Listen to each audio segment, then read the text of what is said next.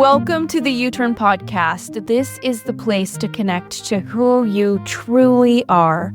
We're bringing PhDs, experts, and leaders to help you elevate your mindset in your work life and in your love life so that you can see things differently and truly love your world. I'm Ashley Stahl. I'm a career expert, author, and TEDx speechwriter and booker, and I'm excited to bring you in to this week's episode.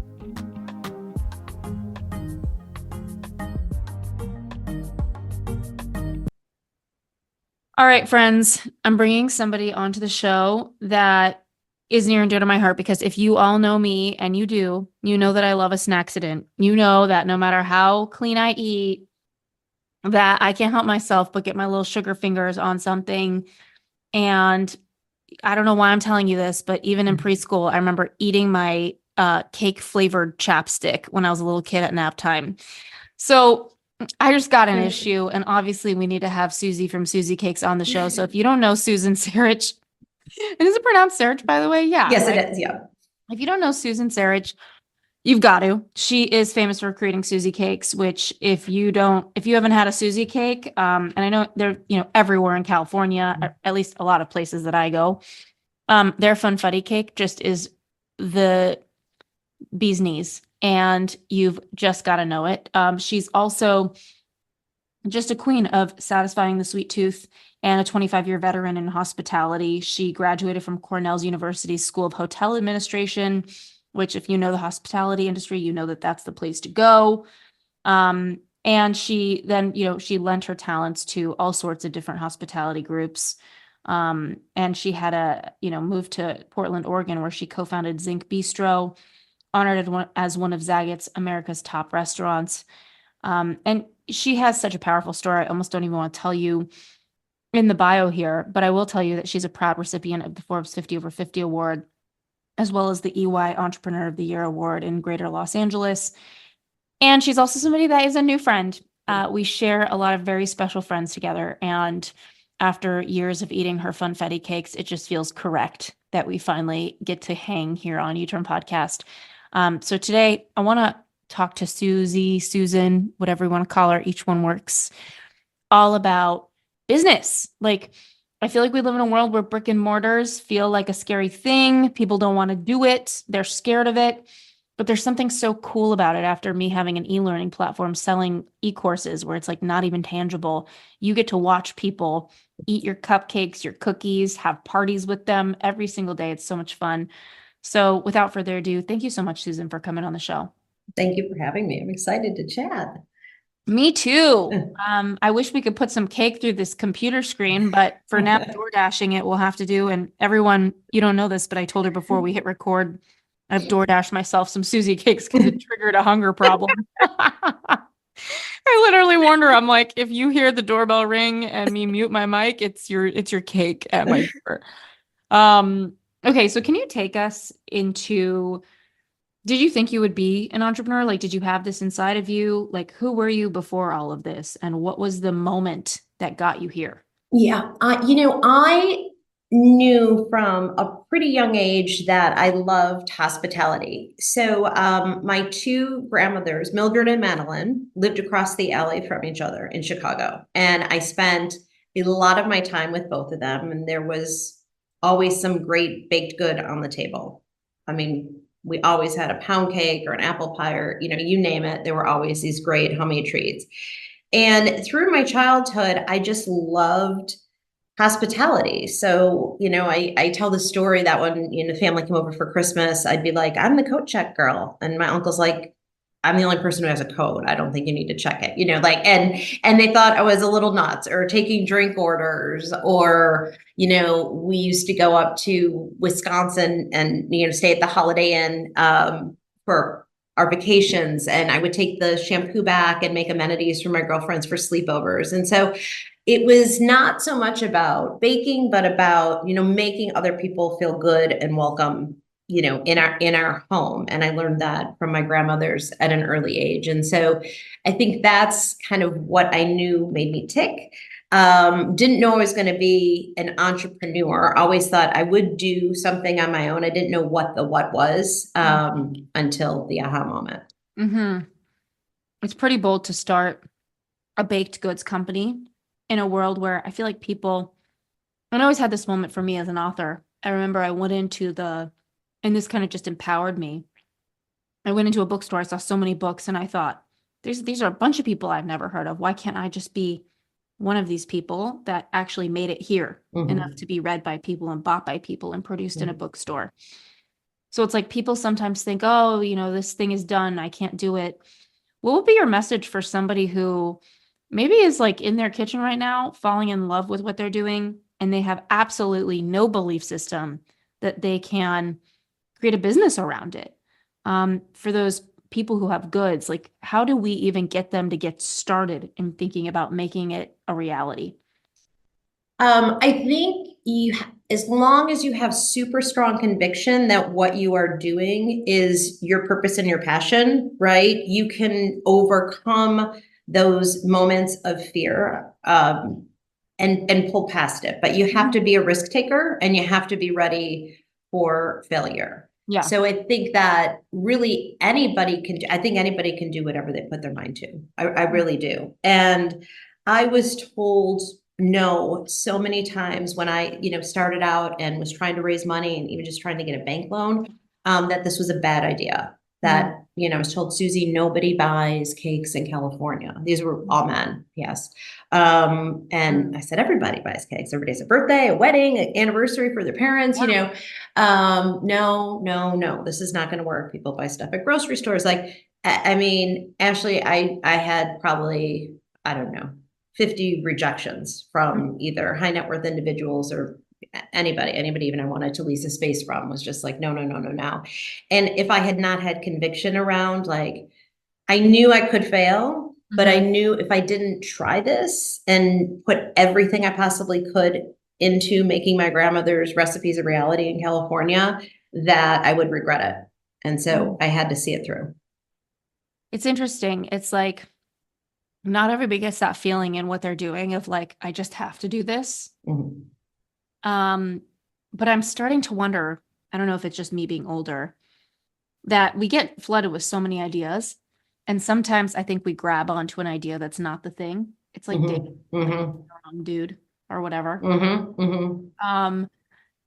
And it's almost like we don't even realize, but that by picking that thing that isn't really the thing, because we just want something to do, that we are occupying like a boat slip, where a boat can come in and like an idea, and we occupy ourselves with that thing so much that we remove the opportunity for that space that needs to exist for the thing we feel like we have to do. Correct.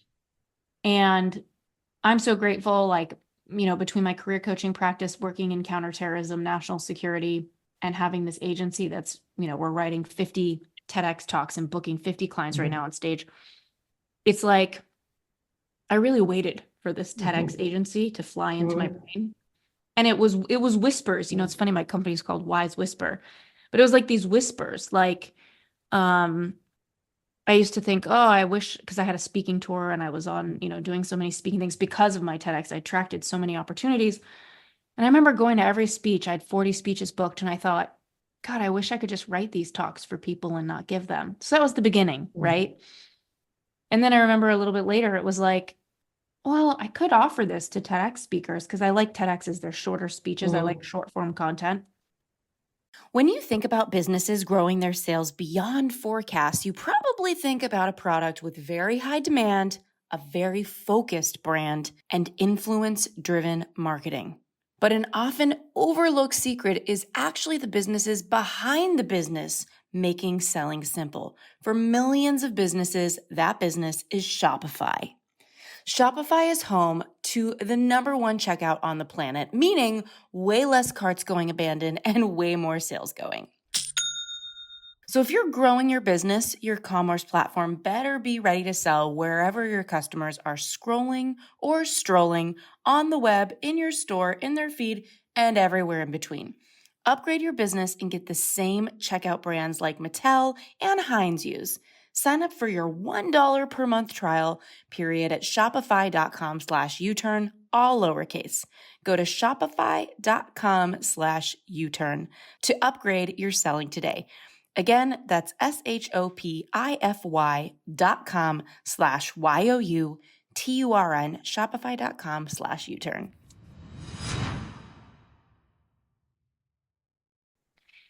And then I was like, oh, it's like a small market. It's a small window. I need to catch them in that 3 months before the event. They need to make a buying decision. Doesn't feel like there's a market. And it wasn't until 2 years after that it was like, no, but there are bookers out there that guarantee booking. Like we have a 98% success getting people booked because the team I absorbed to do this. Mhm. And I didn't even know that was a thing. And that whisper, when I met that person, I was like, oh, we don't stop pitching the person until they're booked. And I basically, am in talks to even buy her company. Mhm. And it's like this idea came forward, but I know most people don't do that. So can you talk to us a little bit about the process of that idea coming in and what were Mhm. those bricks that you put down to really start to lay the groundwork as it cemented? Yeah. So it's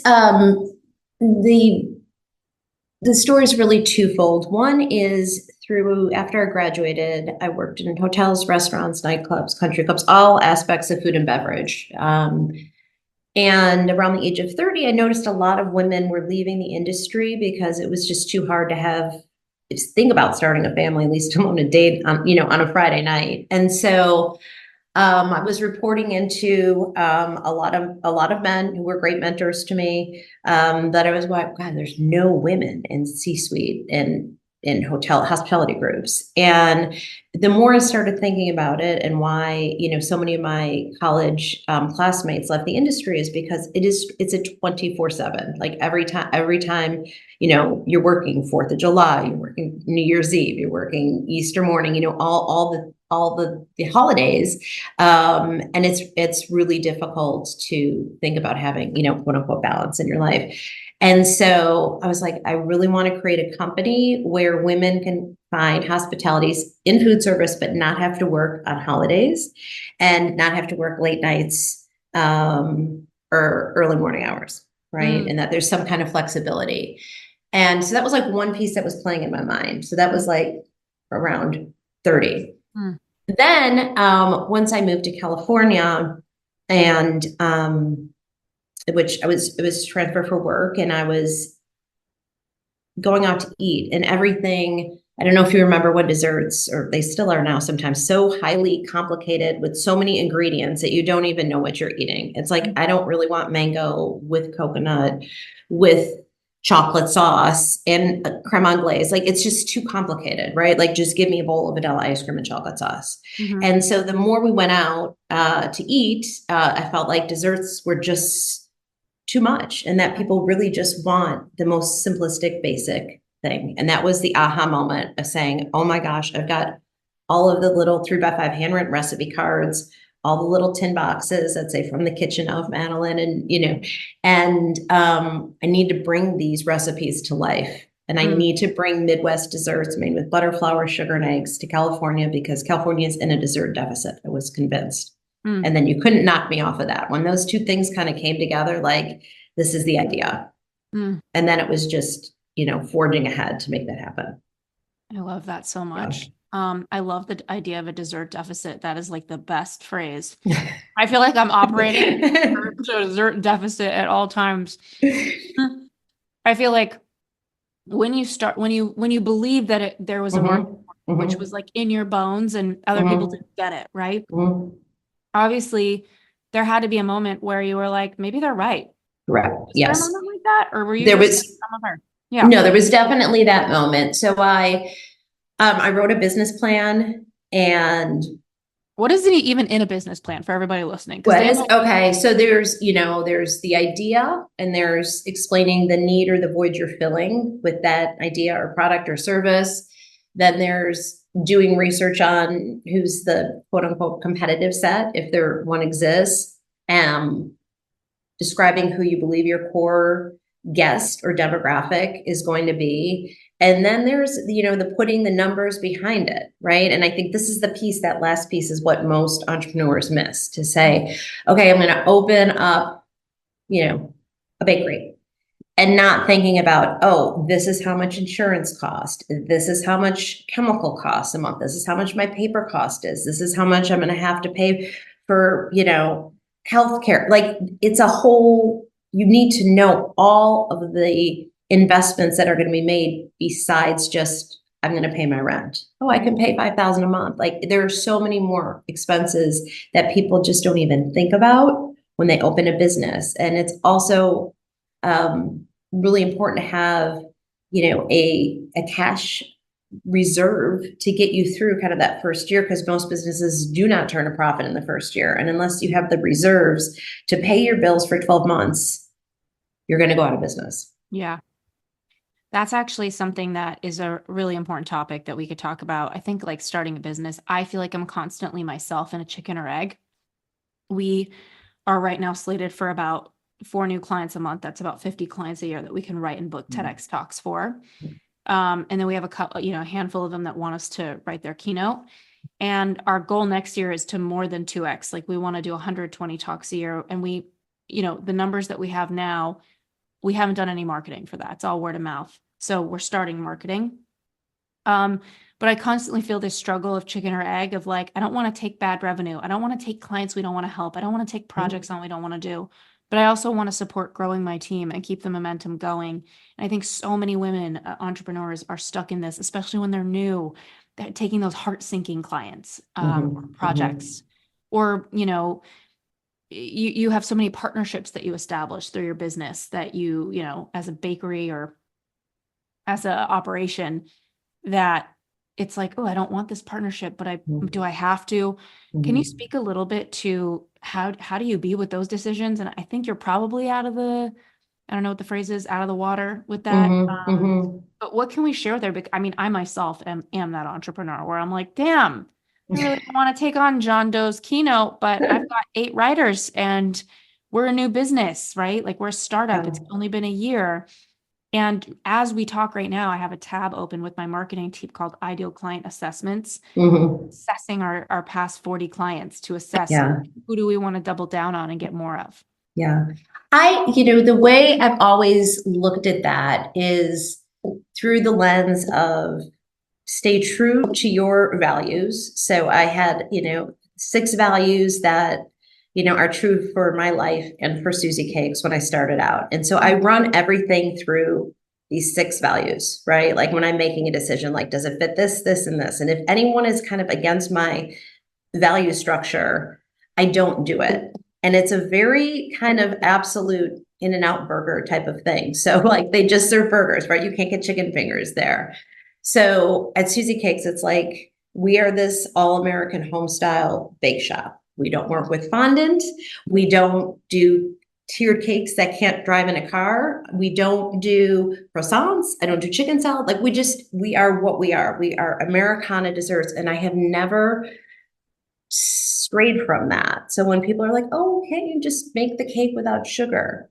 Sure, we could, but then it's not my grandmother's recipe and I'm not being true to what we are. And the minute you try to be everything to all people, I don't think it works well for concepts. I think people who know a company and they know exactly what it stands for, that's what makes businesses or entrepreneurs is, you have your brand and, your surrounding brand, and making sure that, you are being selective. Yeah. Yeah.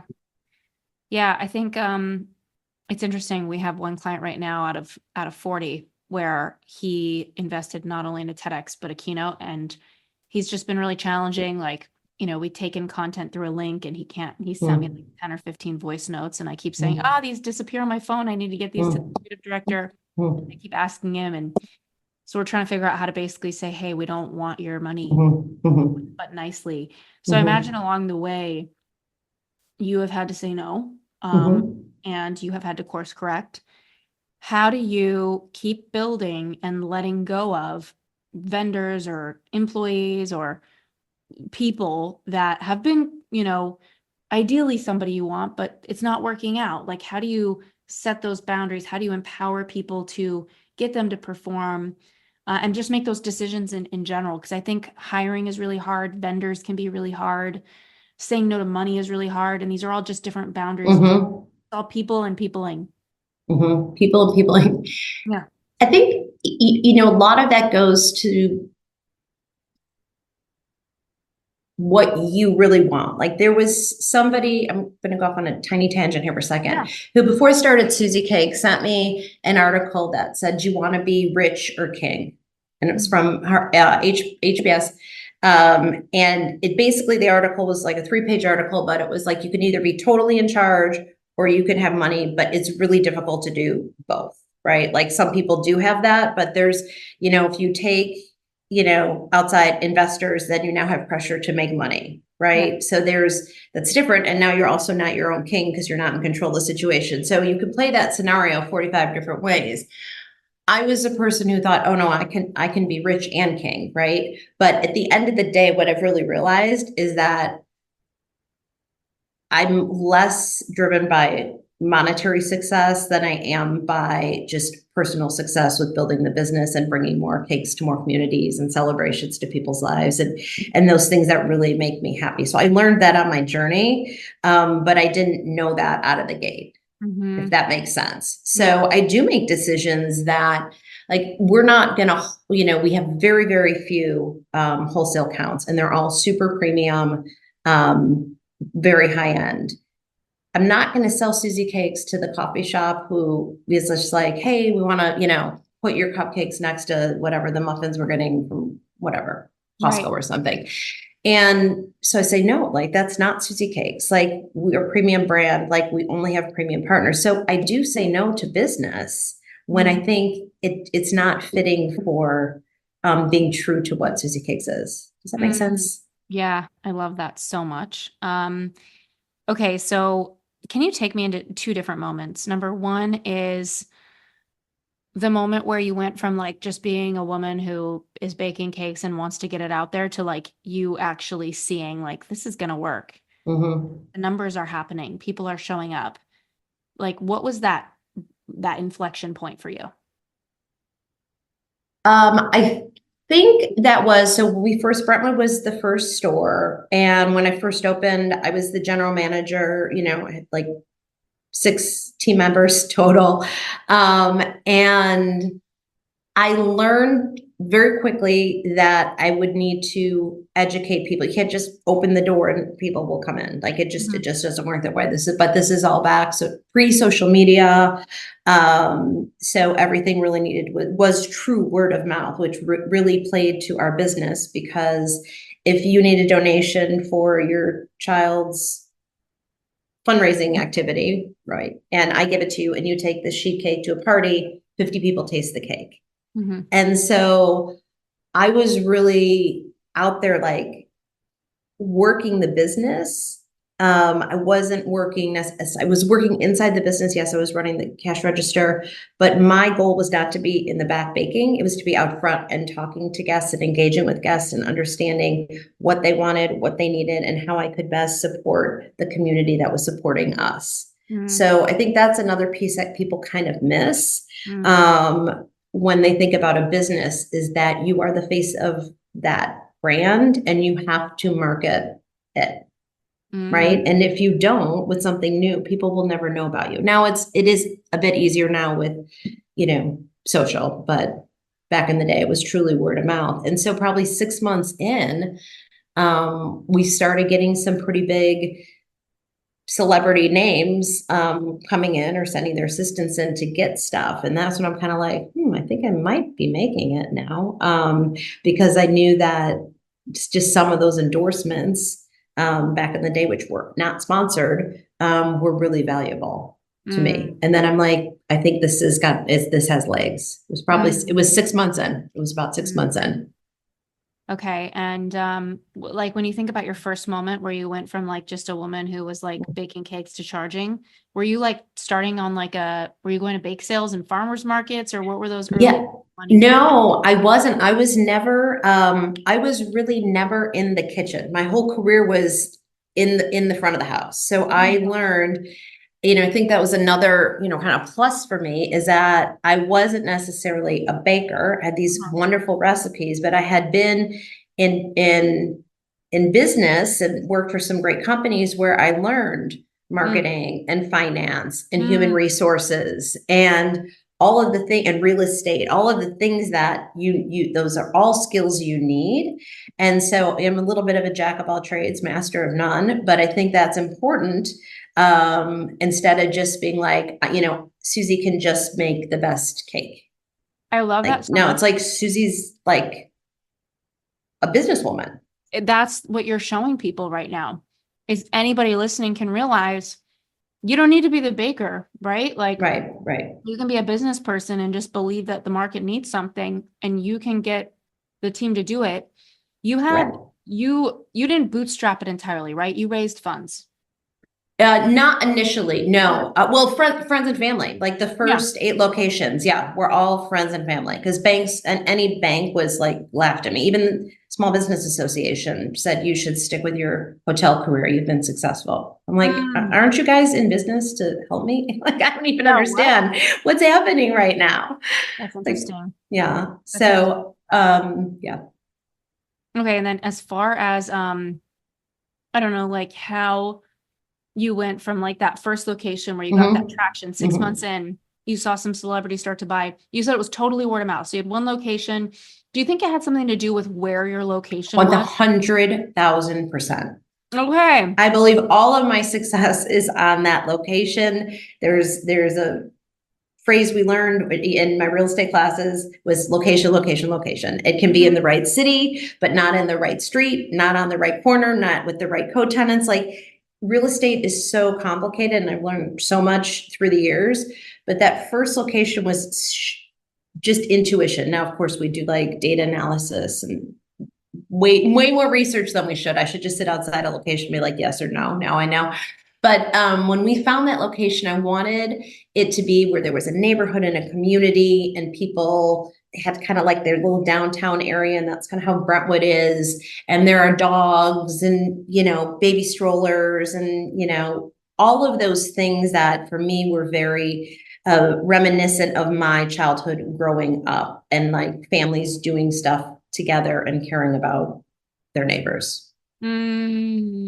So then once I got my heart set on that piece of real estate, then I had to convince the landlord to rent to me because of course I'm an unknown entity. And he was a very nice man. His name is Michael. He's still our landlord today, 18 years later. And he would say, Susie, you're a nice girl, but I'm not renting to you. Like, I've got Starbucks wants this, Yogurtland wants this. Like, I got every major national brand wants this. I'm not renting to an unknown. And how'd you get it? I was relentless with him. I went to his office, like for 3 weeks, every other day, brought him something. I knew when he drove in, he was pretty ritualistic. So I knew when he was going to the garage, and I would bring him desserts, whatever, cookies, pie, whatever. And he would take the treat and he'd be like, I'm still not renting you. I'm like, okay, that's okay. Like, just really want you to keep trying the goods. And sometime around week 3, he got out of his car. He's like, you know what? I said, what? I said, you're not going to rent to me. He goes, no. He said, my wife and my daughter said, if this woman works this hard to get this space, imagine how hard she'll work on her business. He's like, so I'm going to give you a chance. I'm like, awesome. Oh my And God. so I don't know how long I would have kept doing that, but I don't know. Maybe there was divine intervention as I was reaching my breaking point. What was that location? Where is it? Brentwood. It's on San Vicente in Barrington. Yeah. I mean, 18 years is a lot longer than I realized. Cause like, as a millennial woman, I think I was living out there as early as 2010. So what is that? That's like 14 years, right? Yeah. Now. Yeah. So I remember living in Santa Monica. I remember that location. So 4 years into your time there, I remember these cakes are so good. Yeah. So, I mean, what you're doing is you're really sharing the simple thing that people forget, especially in a world that's kind of obsessed with influencers and marketing, is like marketing sometimes is more important than mastery. Like, we don't market something that people aren't going to like, because then you can't even, now you're just in refund and bad feelings land. Talk to me a little bit about that shift from like you got started, you had that intuition around the real estate. You believed in what you were doing. You're a businesswoman, so you weren't like sitting there at bake sales, bootstrapped, raised money from friends and family. Talk to me about how you communicated to people to get them to believe in what you were doing. because you were doing something as a businesswoman that made people want to trust you. I think I have that special something. I don't know how to explain it. But people give me feedback. Oh, that's a gift of yours. Everybody wants to do business with you.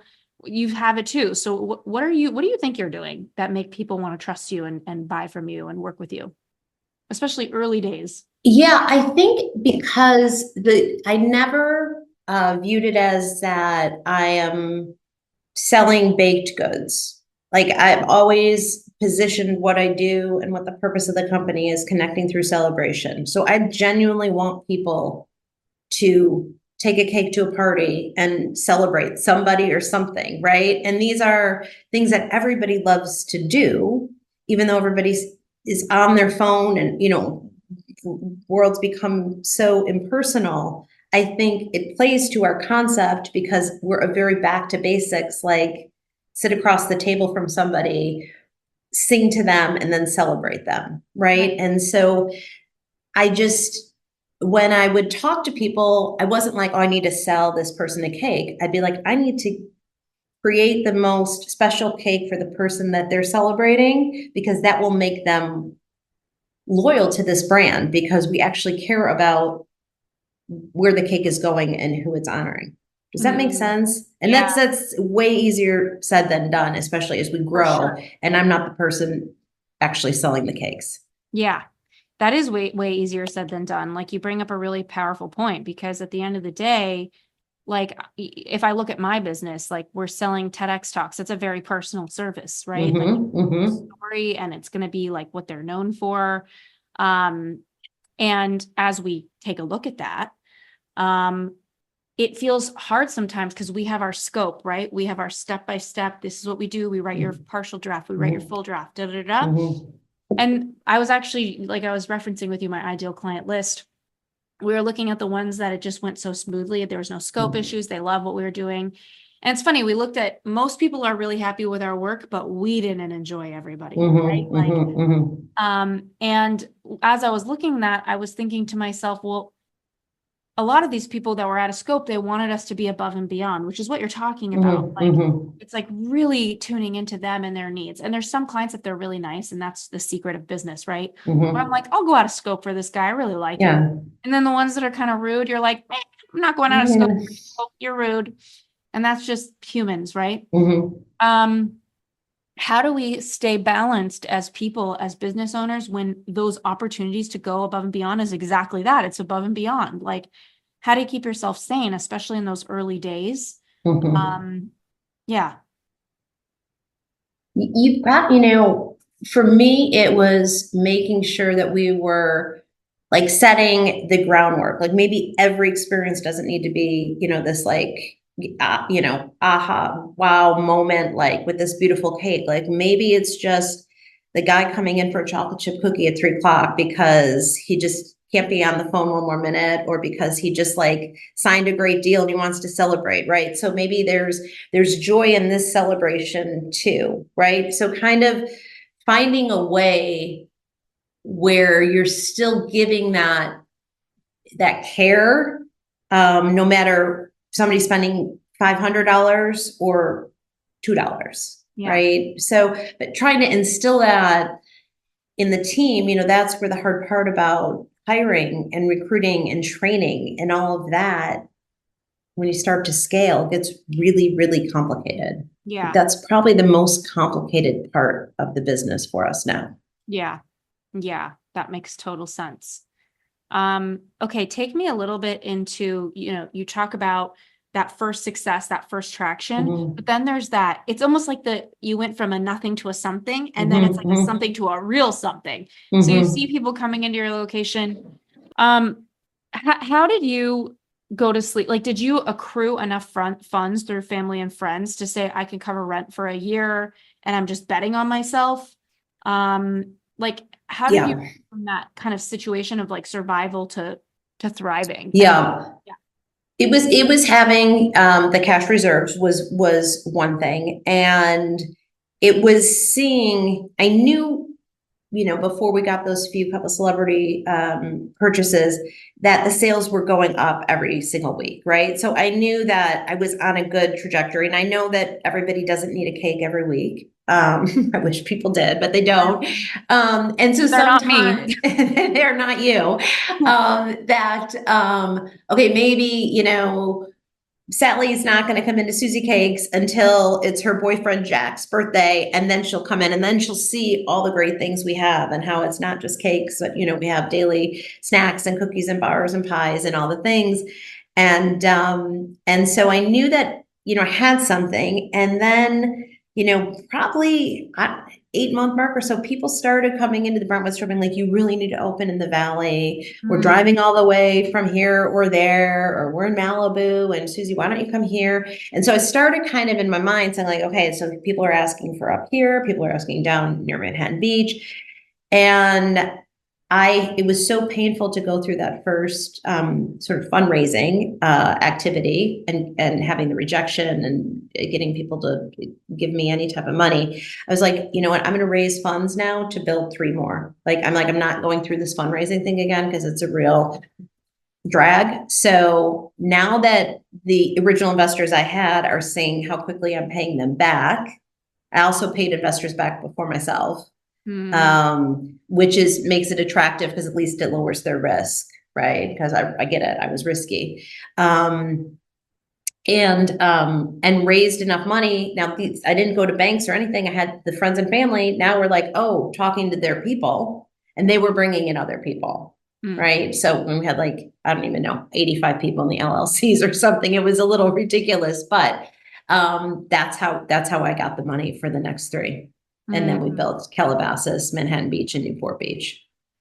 And did you consult anyone as you were figuring out those numbers? Because I feel like for me, I'm not a numbers person and I am a business person. And I think a lot of people, that's a huge block is they're like, I want to raise money.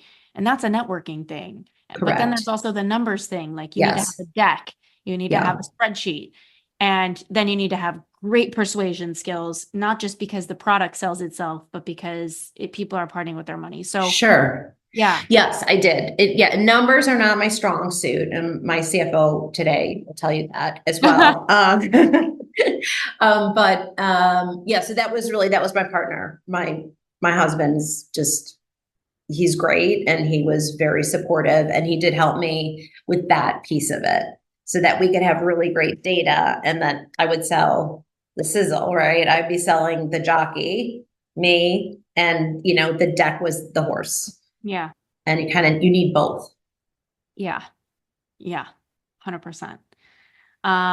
Okay. What have I not asked you about business and entrepreneurship? I mean, I know I could ask you about hiring, choosing talent. Numbers aren't my thing. I'm better at choosing talent than I thought. I thought I was bad at it because I burnt through 3 project managers, all with the same name. Really? Interesting. Yeah, my operations wing, it was where Megan's went to die. It was this is not a good place. But now we have Megan number 3, and she's the queen. Yeah. She's incredible. And so that was the only hire that I really struggled was project manager. But we have the best speechwriters I've ever met. I'm like, you guys are so much smarter than me. I can't even mess with you. I can't touch what you're touching. I like to think I'm an amazing writer, but wow. What's your secret to bringing the right people? Yeah. Or I even I do think I am a good team builder, right? I look at supplementing people's talents or lack thereof with other people around them who can. So if you hire a general manager who maybe has a great personality, but is not so great with the details, then the assistant manager has got to be great with details, right? Yeah. So that type of looking at the totality of the team, because everything is so interactive, and making sure that people are truly ticking with the hospitality heart. And that's what I, back in the day, used to interview for. I still do today because I still interview general managers. But do they really care about others? Because you could have a great resume, and I worked here and there, and I was the GM of Mastros and all these things, right? But unless you really genuinely love taking care of other people and being in the service industry, you're not going to be successful. Mm-hmm. Mm-hmm.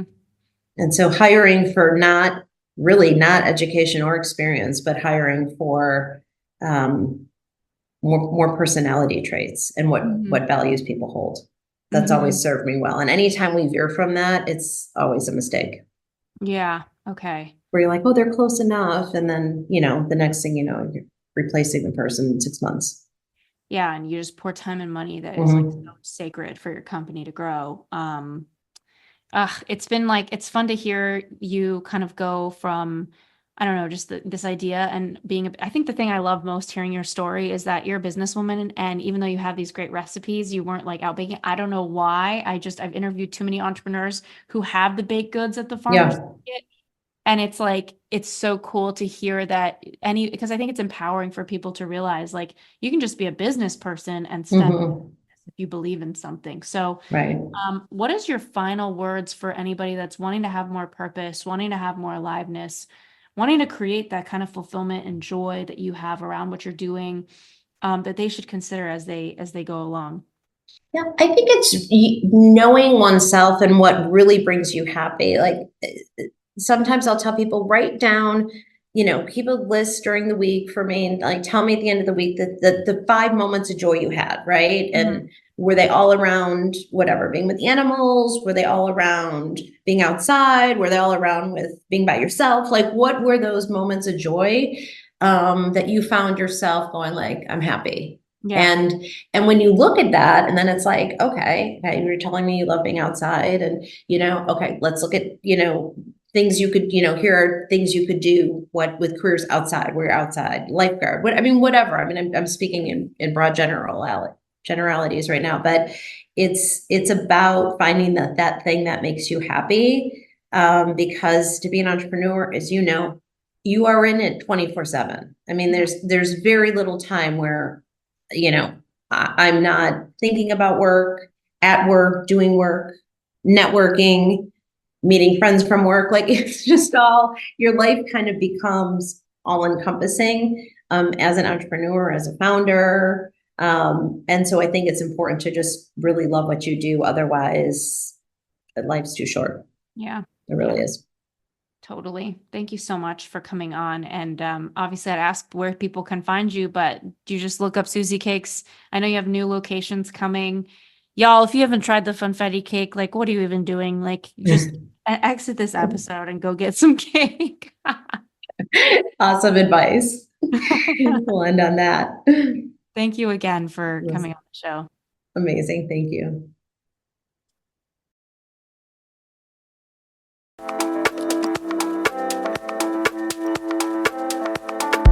Thanks for tuning in to the U-Turn podcast. I hope you learned so much in this episode and you're putting it into action today. We would love to hear from you. Slide into my DMs at Ashley Stahl or leave a written review if you're inspired. It would mean so much to us.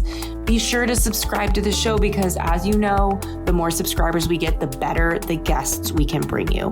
And in the meantime, if you're looking to skyrocket your personal brand and impact millions, head on over to wisewhisperagency.com to learn more about how we are getting clients booked for the TEDx stage.